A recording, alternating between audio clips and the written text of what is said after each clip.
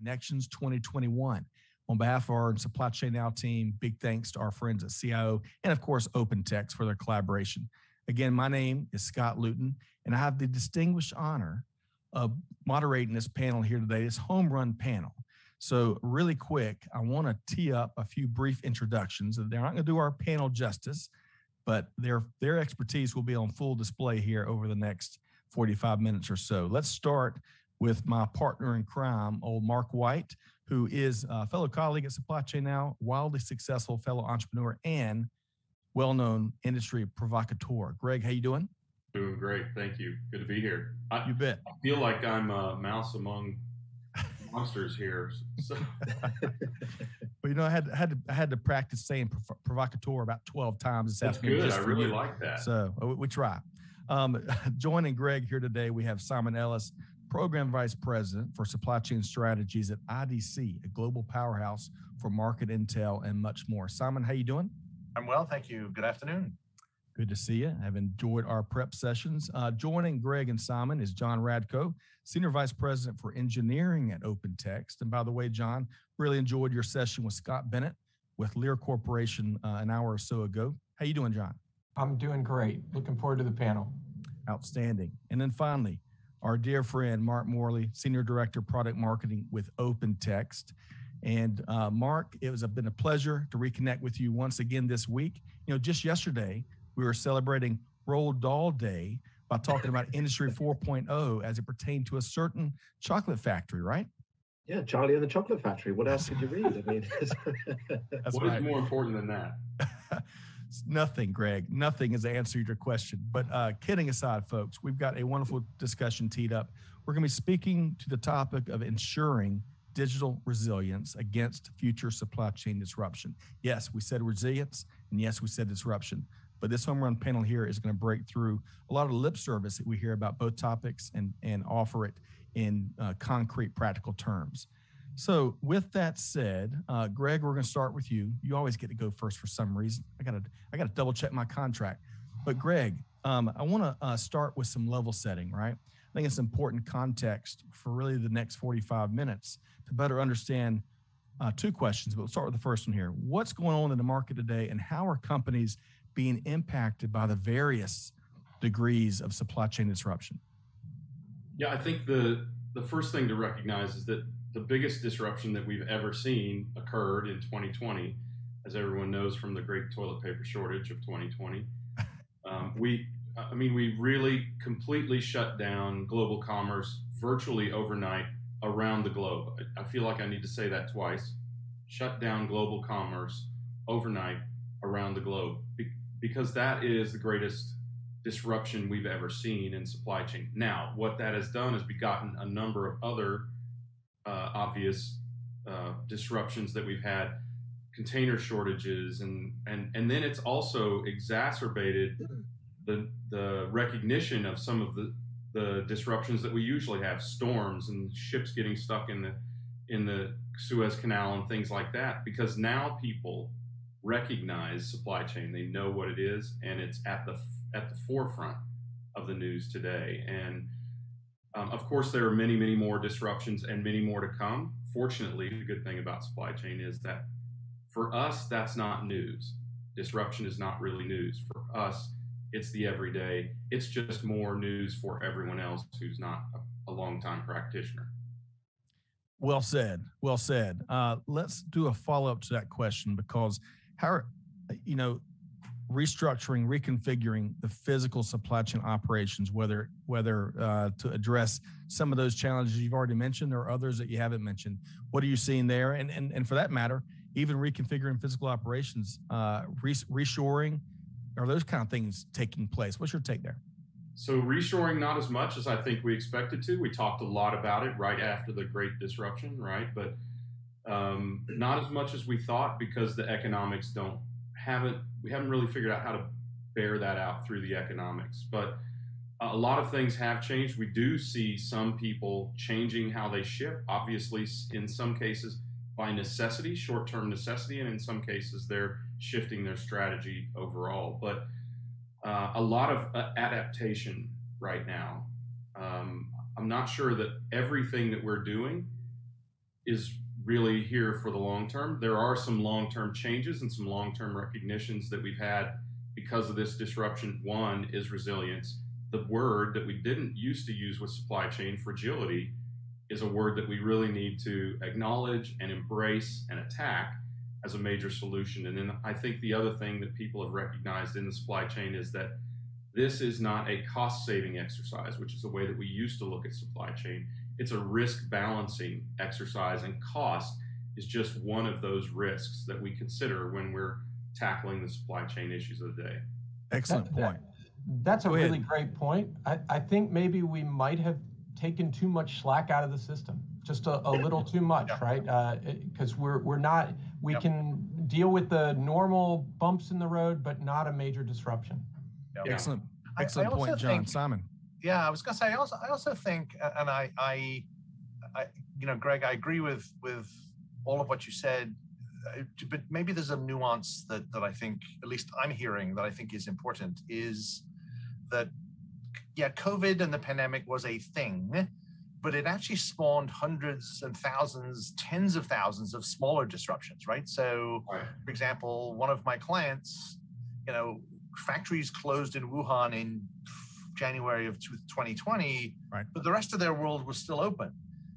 COVID passed through Wuhan, things started to reopen, but then all of a sudden the rest of the world started to close down, right? So they saw, for example, factory workers, able to come back to their jobs in Wuhan, but then get furloughed because there was no demand, because the next factory down the line had closed. And so, I tend to think of COVID as less about a single disruption and more about hundreds and thousands of sequential and small disruptions. But because it was a global pandemic, those sequential disruptions never stopped. And in fact, even now in September of 2021, we're seeing, with the Delta variant, we're seeing some of that stuff again. Excellent point, Simon. Hey, really quick to our attendees. Hey, if you're in the chat box here today, tell us what you're thinking. We'll try to reference that as much as we can throughout the next 38 minutes or so. Okay, so really quickly add, Mark, go ahead. In terms of what Simon was talking about there, I think also many companies have had to adapt really quickly as well. When you think last year with GM, 1 minute they're manufacturing vehicles, the next minute they're manufacturing ventilators for hospitals. You've got to reconfigure the supply chain to support that really quickly. And it's quite a challenge. Excellent point. Excellent point. And of course, speaking of resilience and handling disruption, of course, the two-word phrase that we've heard every other sentence these days, digital transformation. Hopefully, over the next couple of years, we'll be as an industry, be in a stronger position to, not just be proactive, but react to the curveballs that undoubtedly are right around the corner. That's part of the business that goes with being in supply chain. So what I want to do is I want to circle back to Simon Ellis. And Simon, I want to move to a two-part question here. So first off, how are companies addressing their IT infrastructures, right? We're talking digital transformation, we're talking about being in a stronger position to tackle and bake more resilience into our operations, and what key pieces of technology are being adopted quicker than others, Simon? So a couple of things. I've had this conversation repeatedly with manufacturers and retailers.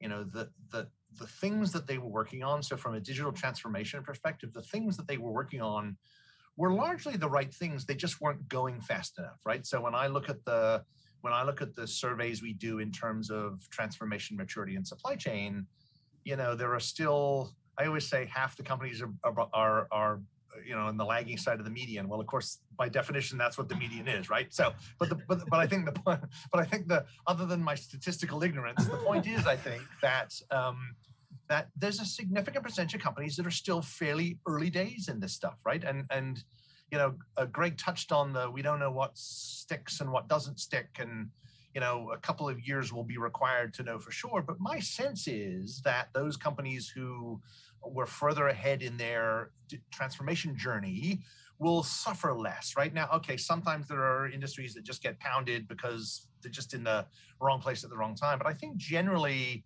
when we've looked at the correlation between our definition of more advanced digital transformation in supply chain and profit and revenue, they tend to correlate quite well, right? The companies that are more advanced in their transformation tend to perform a bit better, tend to be performing a bit better. I say correlation intentionally because it's hard to prove causation, but I think it's interesting nonetheless that I think one of the big learnings will be that digital technologies, digital transformation, digital resiliency really helped companies.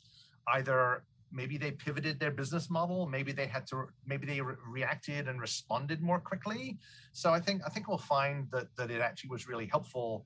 In terms of the technologies themselves, you know, Mark, you said something to me a couple of years ago, actually, which is that, you know, don't just think of the individual technologies, think about how they synergize together, right? Think about how IoT and AI and advanced analytics can help, can together, you know, drive value, drive improvement. So, and I think we've seen a lot of that. We've seen, you know, a fairly substantial growth in cloud in supply chain, certainly.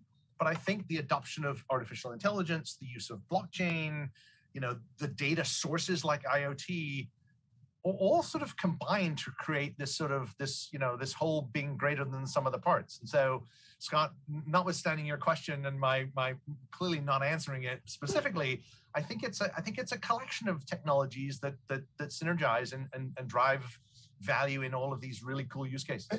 I just want to add one quick point. I'll come to you, John. I think what you're speaking to is not that one recipe and the overall mix. It's that mix of technologies and practically applied that fuel digital dexterity in organizations. Those are going to be most well positioned. John, what's your take? A big challenge. I agree with what Simon said, and in particular, this idea of people who are ahead of the curve and behind the curve.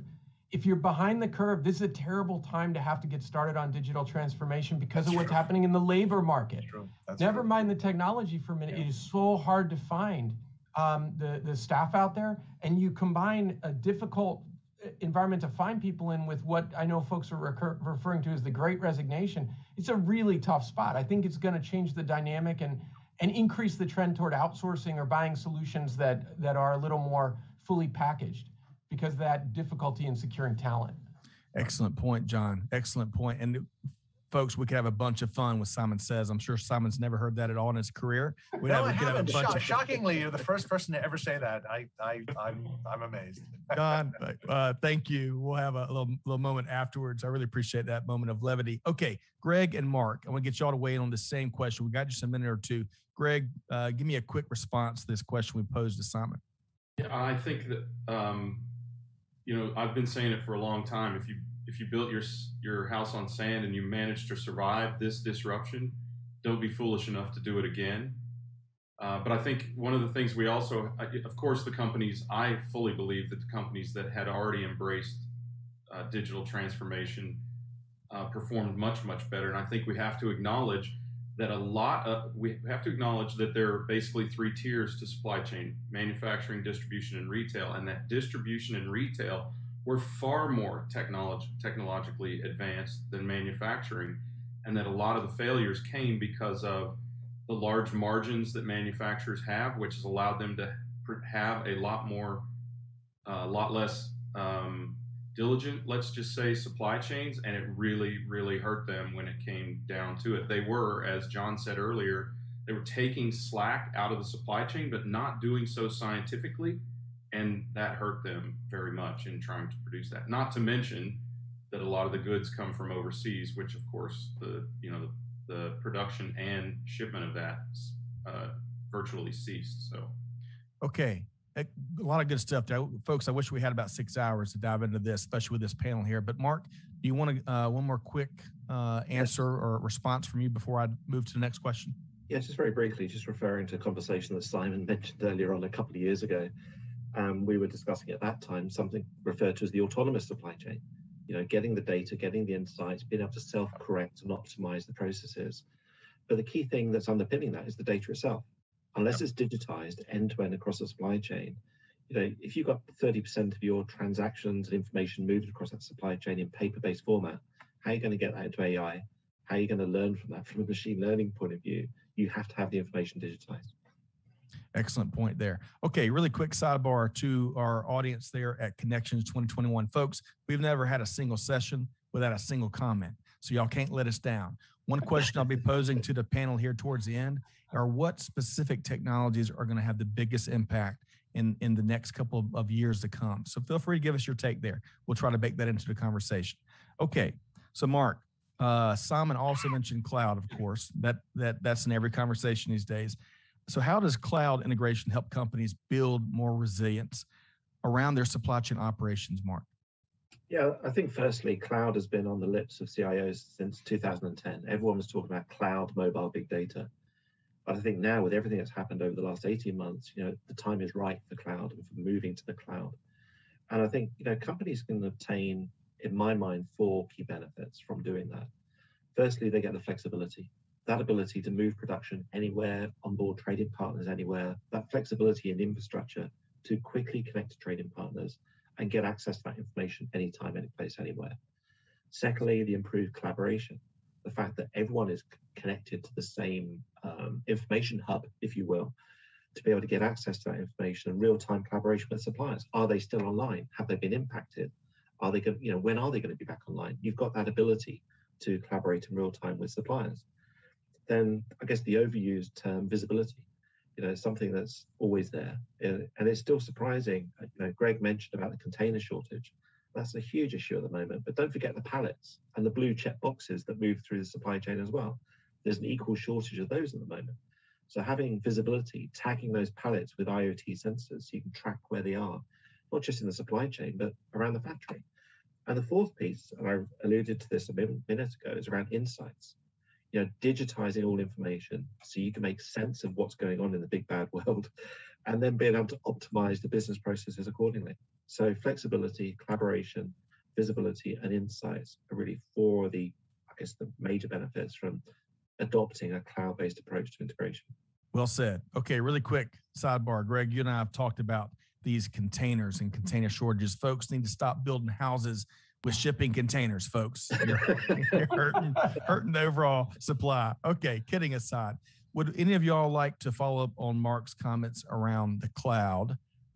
I think so. Greg? I had a technology company I took to the cloud in 2011, and what it gave us was virtually unlimited power. Not to oversimplify this for scientific terms, but for everyone else out there, cloud is essentially a gigantic, all-powerful computer out there at which you can throw the data and incredibly complex calculations, both of which we've talked about here, that take huge amounts of power that's just not practical to deploy on site at any one company. It also gives the access that Mark was talking about to everyone in the supply network so that they can all access the same data, of course, with all of the limitations so that they only see what they're supposed to and all that, but so that they can access the same data, they can use it. There is the opportunity for a single source of truth for a particular supply chain or groups of supply chains. And that is why the word that I tie to it, Mark, in addition to what you've said, is power. What the cloud provides is the power to drive a lot of these things, to process all that data, to do better and more up-to-date calculations than we've done in the past in supply chain, to employ all of that rich data and all of that rich science that's available in our practice now. I love that. Energize. I can just see William Shatner as the captain of the USS Enterprise. Energize, I'm in his right? chair right now. That's right. You're in his chair right now. Hey, so Can I make Simon, 3 quick points on cloud? One is, and I would say all of them, but I don't know that it's necessarily all of them, but the vast majority of cyber hacks are not of cloud provisioned IT, it's of local data centers. Second, I own supply chain spending, IT spending at IDC. I own the forecasts. All of the growth of the next 5 years is going to be in cloud. None of it's in on-premise. And thirdly, 5 years ago, a majority of the inquiries I got on cloud started with a conversation around TCO, total cost of ownership. None of them start that way anymore. Right. Well, go ahead, John. If I can jump in, to me, I agree with Greg. It's a game changer, and the reason is, it used to be your ability to run, manage, and operate technology was a competitive differentiator, even if you're a retailer. Now you don't need to. Your ability to use technology is the differentiator, which is a whole different ballgame. So that, any company that has the funds to do it can mount a massive machine learning project at one of the hyperscalers. That's a huge change. That changes, that drops barriers to entry that technology used to pose. So I think it's removed a lot of the excuses from organizations about why they're not doing something. Yeah, it's a huge democratization. Excellent point. Excellent point. All right, so we're about 2 minutes ahead of schedule. John, I'm coming to you next with a question, but really quick, I want to recognize we got a great question from Paul. Paul, I'm going to try to fit that in towards the end of today's conversation. Jaya Kumar says, I am from supply chain and distribution industry. Our future initiatives on technology capabilities are on asset tracking and dynamic adaptive optimization, aka cognitive self-healing supply chain. I love how they Jaya Kumar into that self-healing supply chain. That's a wonderful picture. Thanks for the comment, Jaya Kumar.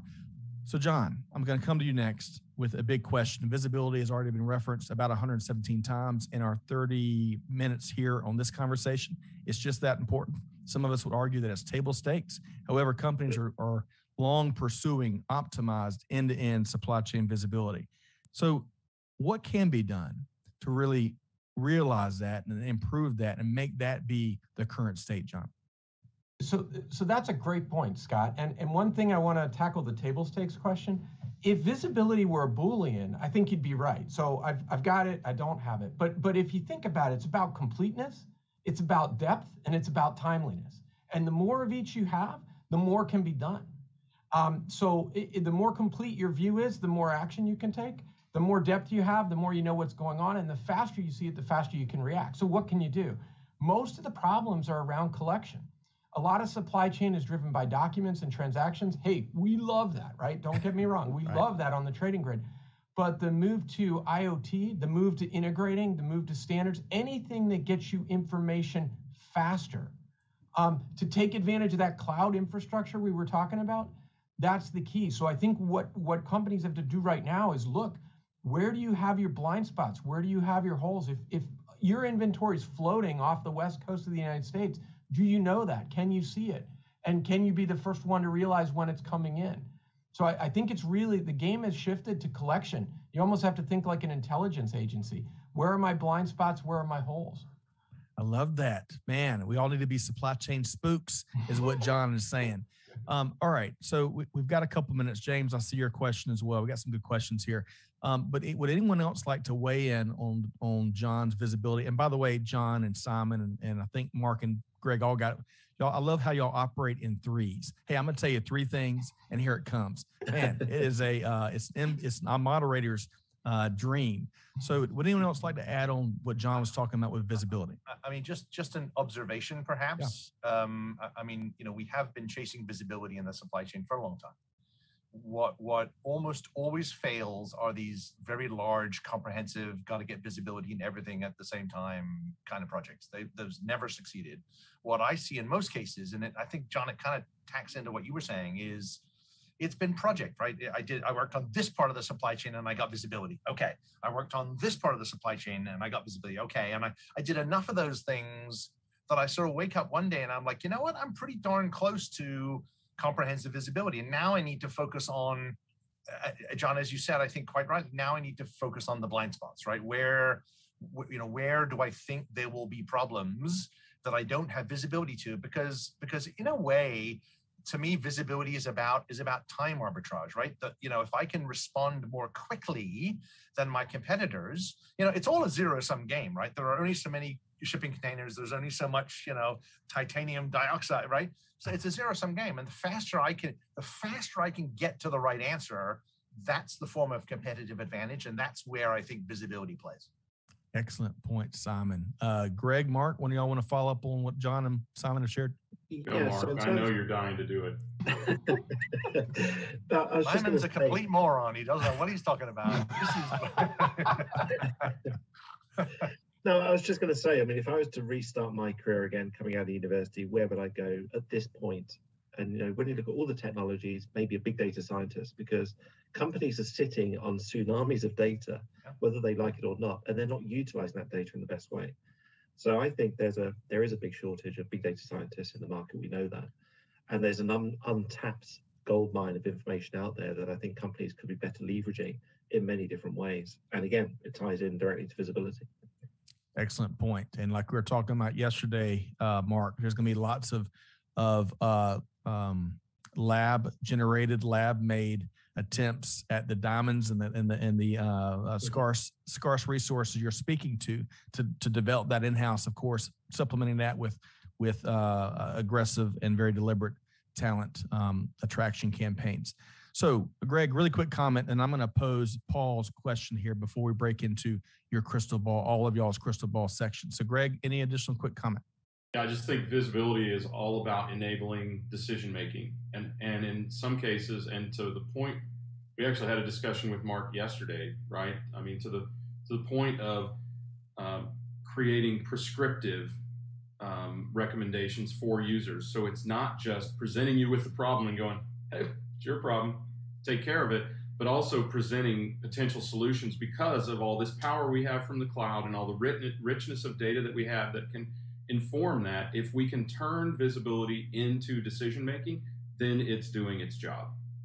Excellent point. Okay, so folks, I'm going to add this question from Paul. Paul is in the virtual chat here. Paul, great question.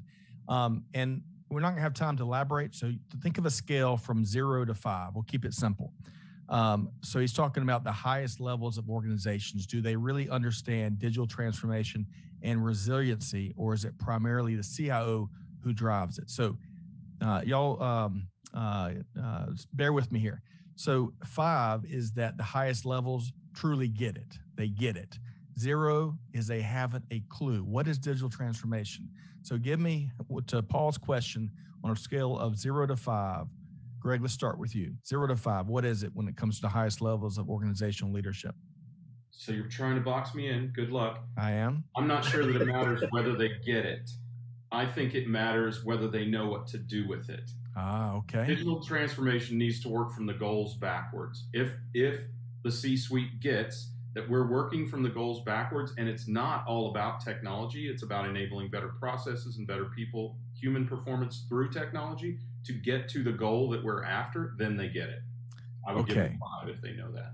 You'll give a 5 if they know that. You said, love that. Okay, Simon. Wait, was 5 the best? Sorry. 5's the best. 5 is they're savvy. Hey, basically 5 is that they're like Simon Ellis and the rest of this panel here. They get it. So Simon, what's your quick take? Again, quick take. I hate scale, so I'm not going to go there either. I think it's about the use cases. I think what are the business use cases that you're trying to do as a supply chain, and the technology kind of falls into place. The transformation kind of falls into place. So it's probably somewhere between a 3 and a 4, but I don't tend to think of it that way. I think of it more from, not technology for technology's sake, not that. What are the use cases? What are the things that you're trying to accomplish as a business? And that, in a sense, drives the answer in terms of the levels necessary for transformation. Well said, and thanks for entertaining me with at least a 3 to 4 micro range, Greg White. Not pointing, calling anybody out. I can't. It's got to be 3.3. It's pi, actually. No, wait a sec. I thought you were statistically challenged, Simon. Now you're throwing out pi and breaking into decimals. All right, so John, answer this question however you would like, as long as it's brief. What's your take on Paul's question? I'm going to give it a 4. No lie. And I think what has happened over the last year and a half is an entire generation of business leaders, myself included, have been educated in a lost concept, which is scarcity. And I think this idea of digital transformation have moved from thriving and producing better financial results to staying alive.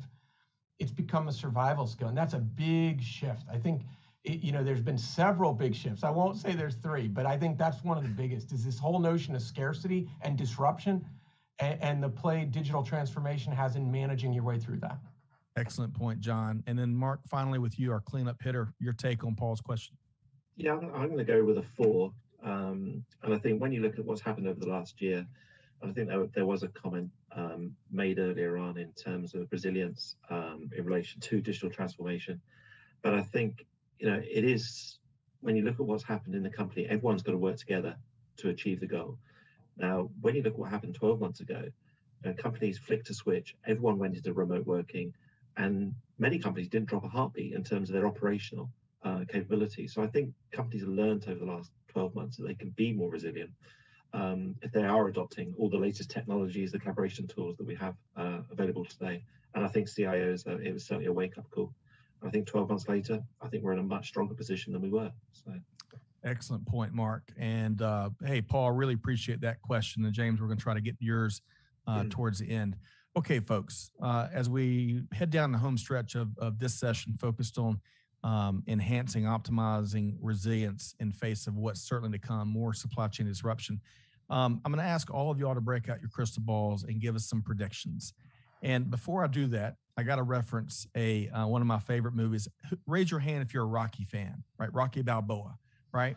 You couldn't grow up in the 80s and not like the whole Rocky series of movies. Well, in Rocky 3, Rocky Balboa teed off against Clubber Lang, right? Mr. T was playing Clubber Lang.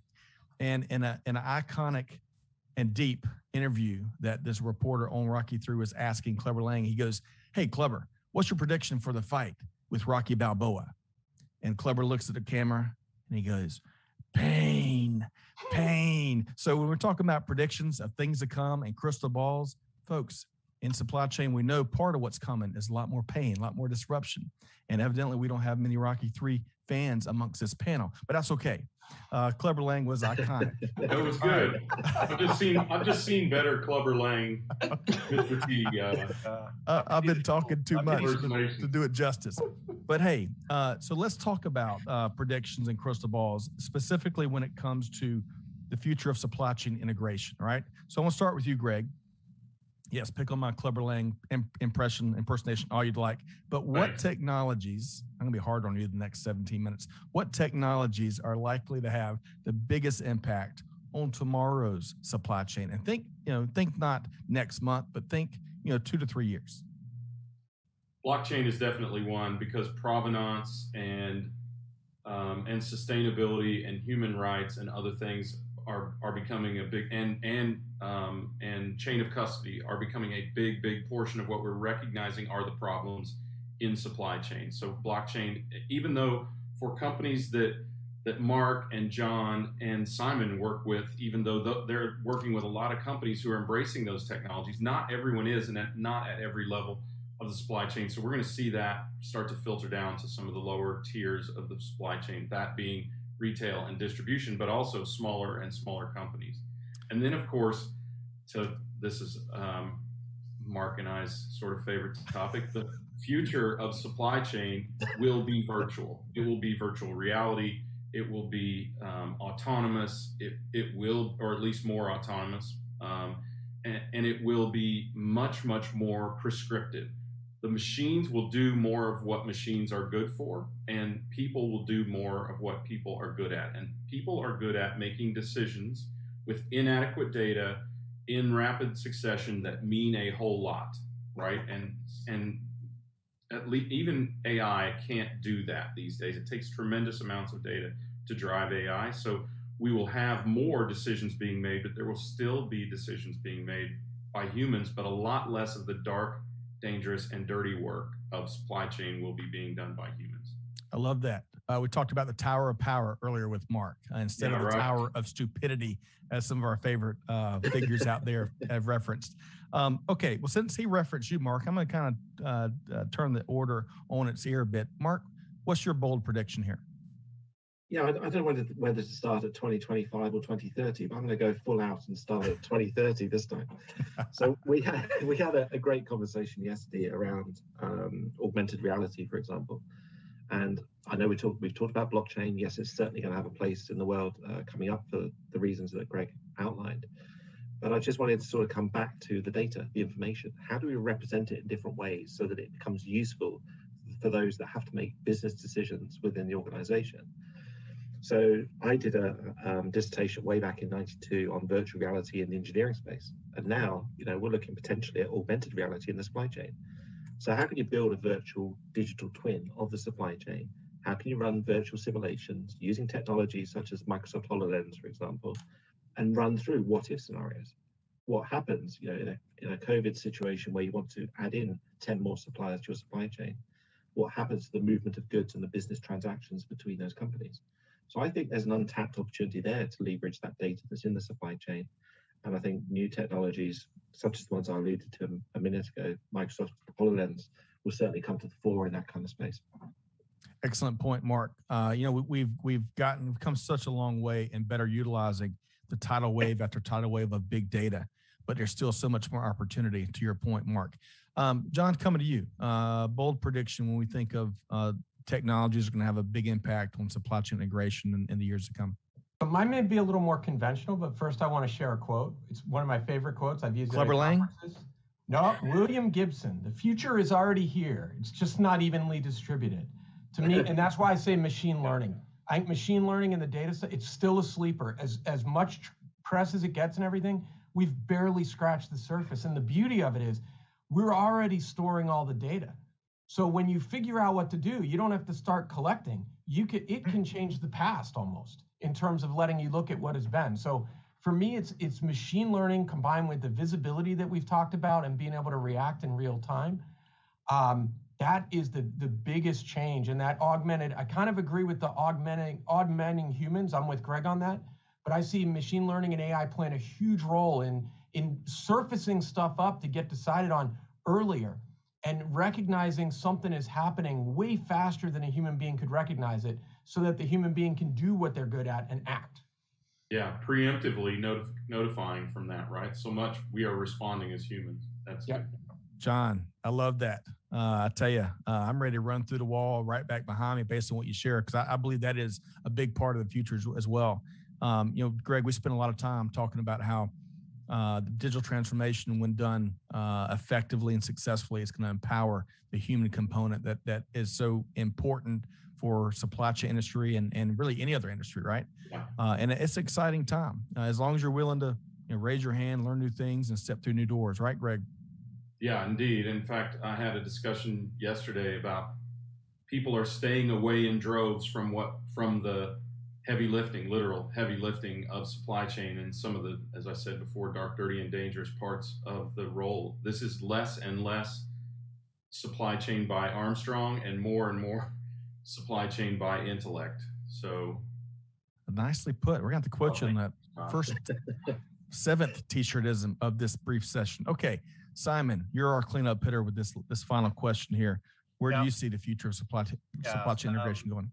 Just very quickly on the whole people thing, I have for some time now been of the view that technology is about task replacement.